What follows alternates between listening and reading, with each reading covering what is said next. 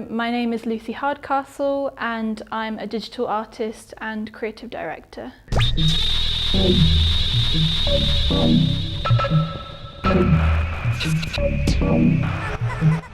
Recently I graduated from the RCA and for my final show, I created an interactive object which is made out of curved blown glass, which is touch responsive and interactive.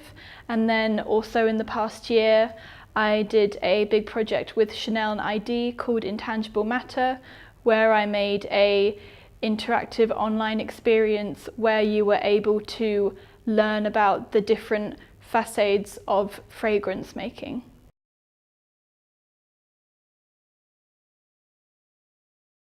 I think the idea of having a short course that uses VR is really important because it's something that is very rarely accessible to people who are already working, and it's something that is still expensive to invest in without really understanding the skills that are needed to make something successful within VR.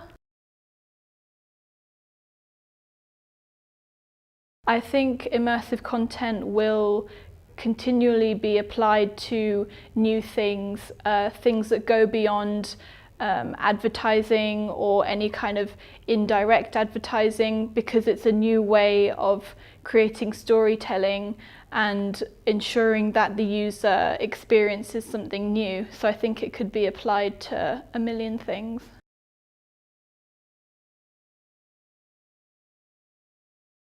I think mixing the digital with analog is still really important so that we are still making work that connects to something that feels real and there's still an element of reality to it.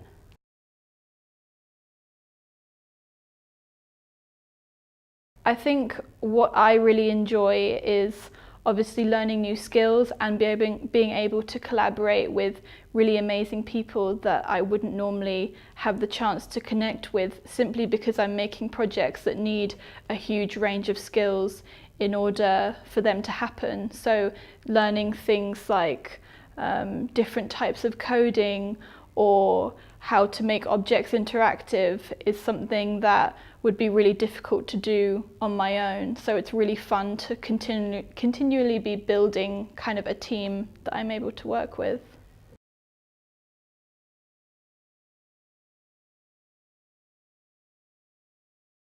I think I'd love to make work that all members of the public were able to connect to and able to access. I think inclusive design is really important to making interactive work, and I don't think it should just exist in a gallery. I think it kind of should be placed everywhere.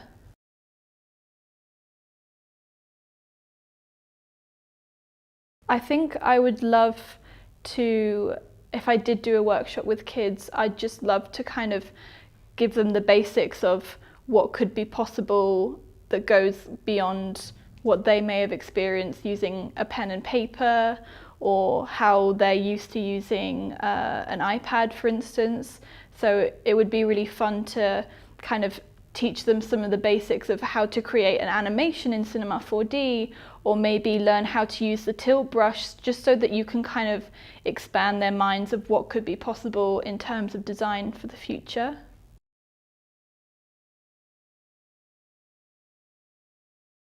I think with education in the arts, it's still very traditional, and that doesn't really reflect where things are going, what agencies and brands want. So I really think that there needs to be a technological leap so that the graduates who are coming out now are able to kind of compete with the others.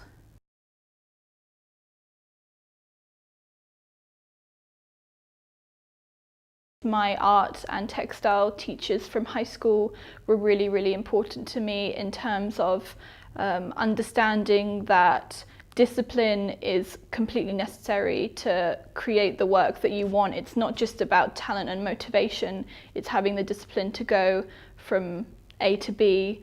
I actually did a lot of like hyperreal drawing, similar to kind of Charles Bass in fine art at school. So I did a lot of, I did a lot of photorealistic drawings and paintings, and I think that idea of discipline and perfectionism really followed through into what I made in the future. I really, I kind of look up to companies similar to Thomas Traum or Field, or anyone who is taking these kind of data visualizations or digital spaces and kind of making them viable as a business, I think.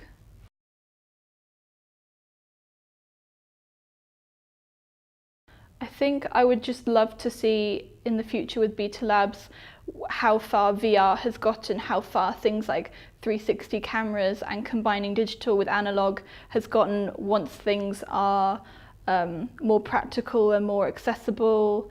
It would be really cool to do kind of more physical computing and kind of applying computation to objects. I think that's something that there's kind of so much room for expansion in. I mean, soft robotics. Soft robotics. Good. Okay, thank you.